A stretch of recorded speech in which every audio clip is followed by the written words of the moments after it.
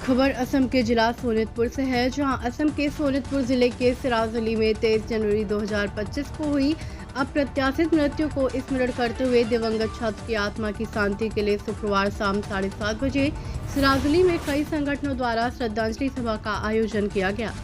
गौरतलब है कि सिराजुली में एक शिक्षक की पिटाई से छात्र की मौत होने का आरोप लगा था। इसी कारण दिवंगत छात्र की आत्मा की शांति के लिए आज सिराजुली में यह श्रद्धांजलि सभा आयोजित की गई।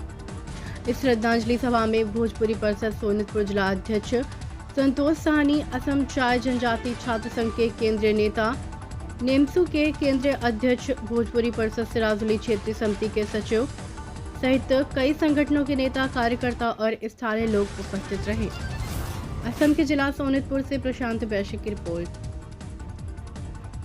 प्रथम कथा हल जे शिक्षा व्यवस्था तार माने एटा अभियोग आसिले सिदिना जे स्टिक दी प्रहार करा हयसिले সেই কাৰণে মই প্ৰথমে শিক্ষাগুৰু সকলক মই প্ৰথমে আহ্বান জনাম যে যেহেতু ব্যৱস্থাটো নাই আগন্তুক দিনত যাতে তেনেকুৱা ধৰণৰ মানে বেতে দি যাতে ই নলয় পানিশমেন্টটো নলয় যদি ছাত্ৰ এজনে ভয় খুৱাবৰ কাৰণে আজি আগত বেতে দি আমাক শিক্ষা দিছিলে কিন্তু এতিয়া যে পইণ্ট সেইটো পইণ্টাৰহে এটা হয় মানে বৰ্ডত যদি ABCD লিখি দিয়ে সেইটো পইণ্ট দেখুৱাবৰ কাৰণে ষ্টুডেণ্টক মানে ব্যৱহাৰ কৰা হয় এইকাৰণে এতিয়া সেইটো যাতে নকৰে আগন্তুক দিনত যাতে কোনো শিক্ষাগুৰুৱে নিজৰ ছাত্ৰ ছাত্ৰীৰ মাজত তেনেকুৱা ধৰণৰ নকৰে। আজি সিৰাজুলি চেণ্টাৰত শ্ৰদ্ধাঞ্জলি কাৰ্যক্ৰম এটা লোৱা গৈছে। আপোনালোকে ইয়াত আৰু বিভিন্ন দল সংগঠন ইয়াত উপস্থিত হৈছে। ইয়াৰ কাৰণে তেওঁৰ আত্মাৰ সদ্গতিৰ কাৰণে আমি প্ৰভুৰ ওচৰত কামনা কৰিছোঁ আৰু শ্ৰীচৰণত প্ৰভুৱে তেওঁক আস্থান দিয়ে।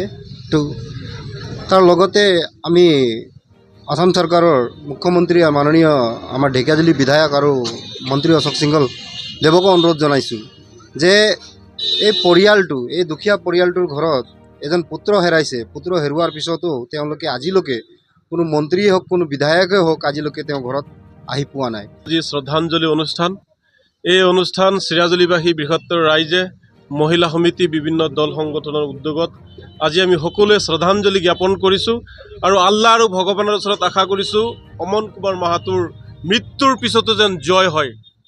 চিৰাজুলিবাসী কন্দুৱাই এজন ছাত্ৰ গুচি গ'ল। চিৰাজুলিবাসীক একত্ৰিত কৰি এগৰাকী ছাত্ৰ আজি আমাৰ মাজৰ পৰা গুচি গ'ল। বহুতে লুকাই আছে, বহুতে এই ছাত্ৰজনক লৈ ৰাজনীতি কৰিছে। আচলতে ইয়াৰে যিগৰাকী বিধায়ক, যিগৰাকী মন্ত্ৰী, তেওঁ যদি ঢেকিয়াজুলিৰ বাসিন্দা হ'লে হয়, তেওঁ যদি চিৰাজুলিৰ বাসিন্দা হ'লে হয়, অমন মাহাতোৰ ঘৰত সিদিনা তেওঁ প্ৰৱেশ কৰিলে হয়, খবৰ ল'লে হয়। কিন্তু সুদূৰ গুৱাহাটীৰ পৰা আহি ঢেকিয়াজুলি অঞ্চলবাসীক লৈ ৰাজনীতি কৰিছে। ঢেকিয়াজুলিবাসীৰ দুখ যেতিয়া আহে তেতিয়া বিধায়ক পলাই কেনে গুচি যায়।